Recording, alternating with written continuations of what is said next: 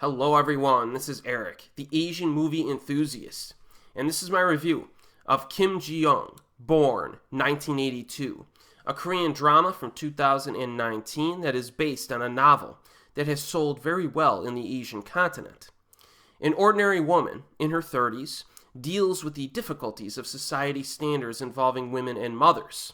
Our protagonist is married, she has a young daughter, but she wants to continue in the workforce.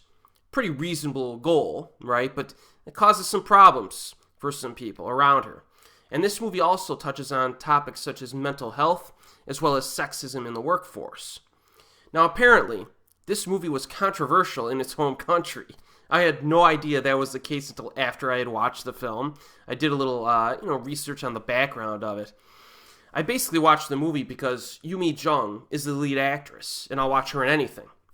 But this film in particular takes a feminist angle, I would say, that annoyed some people in Korea. And while watching the film, I simply considered it to be a realistic portrayal of the frustrations of a young mother who is dealing with family politics and society pressures. Now, to be fair, there is such a thing as heavy-handedness in implementing a theme into a film. So, for example, some of those female prisoner scorpion films that I reviewed recently, a few of those portray all men as being just utterly despicable and morally bankrupt. But those were exploitation films. They were a lot of fun to watch, so I didn't care. However, you have to be a little bit more careful when you're doing a serious drama, because if you do not maintain some sense of balance in the character portrayals, it begins to feel artificial and heavy-handed.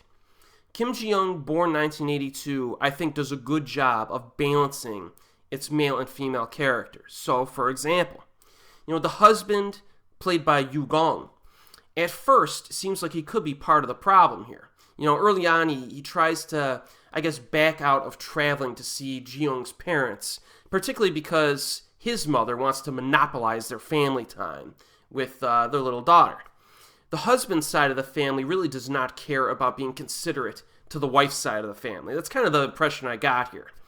But the husband very quickly comes around, and he fully supports our lead character in her life goals. At one point, he's actually willing to take a leave of absence from work or go on paternity leave so that she could get back to working full-time on her end.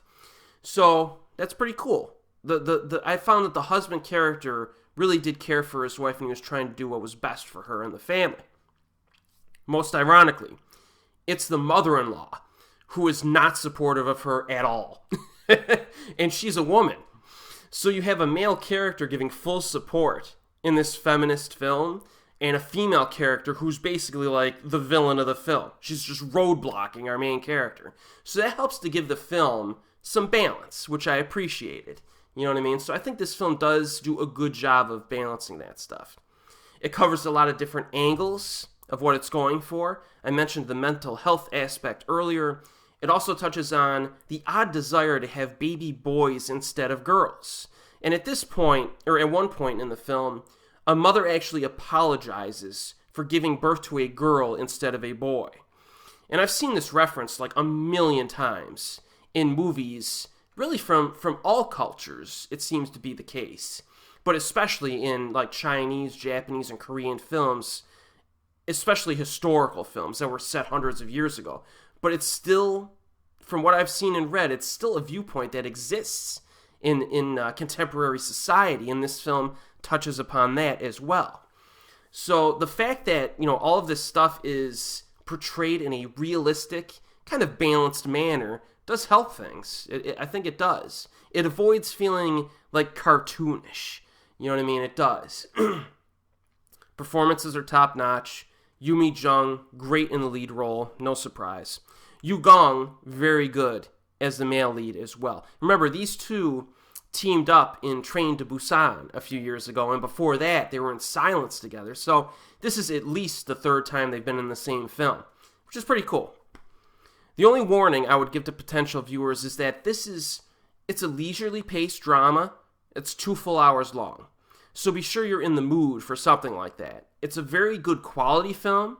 I think it's interesting to watch, and it is currently available on DVD internationally, I think. You could get it with English subtitles on both a Region 3 DVD, and there's an all-region DVD as well floating around out there. So, if this is the type of thing that interests you, it's good quality stuff, check it out.